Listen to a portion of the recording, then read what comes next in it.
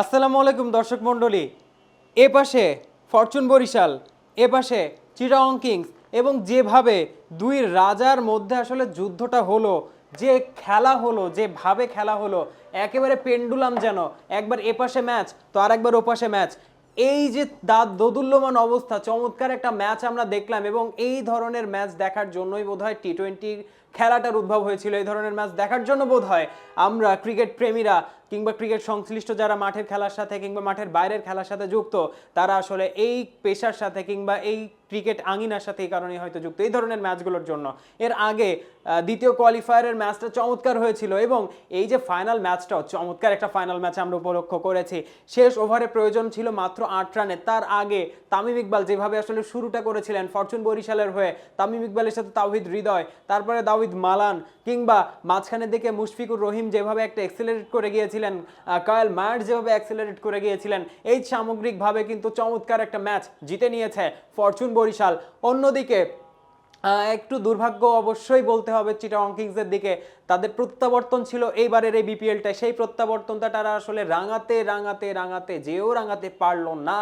আলিস আল ইসলামকে হয়তো তারা অবশ্যই মিস করেছে। তারা বোলিংয়ের যে ব্যাপারটা, শরীফুল ইসলাম চমৎকার বোলিং করেছেন, 4 ওভারে 34 রান দিয়ে 4টি উইকেট, মহামূল্যবান উইকেট কিন্তু তিনি আদায় করে নিয়েছেন। একই ওভারে তামিম ইকবালকে ফিরিয়ে দিয়েছিলেন, এবং আরও একটি উইকেট তিনি দাউদ মালানের সেই ওভারে কিন্তু আদায় করে নিয়েছিলেন। এর আগে ব্যাটিং করতে নেমে কিন্তু ফরচুন বরিশালের বোলারদের বিপক্ষে চমৎকার শুরু করেছিলেন খাজান আফ এবং পারভেজ ইমন।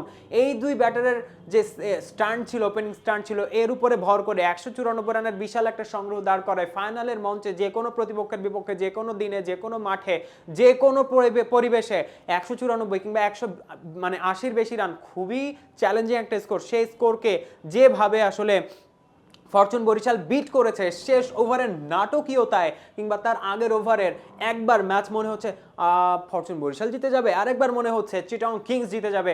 এই যে একটা নাটকীয় অবস্থা, বিপিএলের সার্থকতা বোধহয় এখানে। এবারে অসংখ্য রান হয়েছে, এবারে অনেক বেশি ছক্কা হয়েছে, প্রচুর পরিমাণে দর্শক মাঠে খেলা দেখতে এসেছেন। এবারের বিপিএলের মাঠের খেলা অন্ততপক্ষে ছাপিয়ে গেছে আগের বিপিএলের সব আসরগুলোকে। ট্রফি তাহলে লঞ্চে করে বরিশালেই যাচ্ছে, ট্রফি বরিশালে যাচ্ছে। আমি আসলে বরিশালের ভাষা ওইভাবে সঠিকভাবে বলতে পারবো না, তবে বলতেই হচ্ছে জিতবে বেটা বরিশাল, কিন্তু জিতবে না, জিতে গেছে বরিশাল। এবং টানা দ্বিতীয়বার তামিম ইকবাল ক্যাপ্টেন ফ্যান্টাস্টিক, তার নেতৃত্বে মুশফিকুর রহিম, মাহমুদুল্লাহ রিয়াদের এক্সপিরিয়েন্সে, এবং বল হাতে ওই রিশাদ হোসেন কিংবা মোহাম্মদ আলীরা, কিংবা আবারও তাওহিদ হৃদয়ের মতো ইয়াং যারা গান রয়েছেন, নাজমুল হোসেন শান্ত খুব বেশি ম্যাচ খেলেনি, তারপরেও এই যে স্টার্টেড একটা স্কোয়াড, তারা ম্যাচটা আসলে জিতে নিয়েছে। ম্যাচ শুধু জিতে নেয়নি, তারা জিতে নিয়েছে কিন্তু টুর্নামেন্টটাও, চ্যাম্পিয়ন হয়ে গেল টানা দ্বিতীয়বারের মতো। অভিনন্দন ফরচুন বরিশালের যারা ভক্ত রয়েছেন, সমর্থক রয়েছেন সকলকে। আমরা যারা মাঠে গেছি আমরা দেখেছি ফরচুন বরিশালের দর্শক সমাগম কত বিশাল, কত ব্যাপক, তাদের এই ব্যাপ্তি কত বেশি, এবং তাদের ক্রিকেটের প্রতি ভালোবাসা লাল জার্সিতে একেবারে কিন্তু ছেয়ে যেত স্টেডিয়ামের গ্যালারি, এবং দেখতেও খুবই ভালো লাগতো। এই ছিল বিপিএল এর ফাইনালের পরে তাৎক্ষণিক প্রতিক্রিয়া। ফরচুন বরিশালের সকলকে অভিনন্দন, ফরচুন বরিশাল টানা দ্বিতীয়বার চ্যাম্পিয়ন হলো। অভিনন্দন তামিম ইকবাল, অভিনন্দন মুশফিকুর রহিম, অভিনন্দন মাহমুদুল্লাহ রিয়াদ সহ এই পুরো দলটার প্রত্যেককে ধন্যবাদ এতক্ষণ আমাদের সাথে থাকবার জন্য। আসসালামু আলাইকুম।